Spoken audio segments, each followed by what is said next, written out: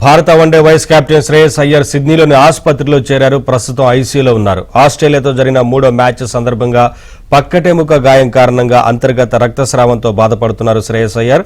ఈ నెల 25న జరిగిన 3వ వన్డేలో అయ్యర్ అలెక్స్ కారీ కొట్టిన బంతిని క్యాచ్ పట్టాడు. శ్రేయస్ అయ్యర్కు పక్కటెముకల్లో గాయమైంది. అతని పరిస్థితిపై వైద్య బృందం అన్ని పరీక్షలు చేయించింది. ఆ తర్వాత నివేదికలు వచ్చాయి. అంతర్గతంగా రక్తస్రావం జరిగినట్లు పరీక్షల్లో తేలింది.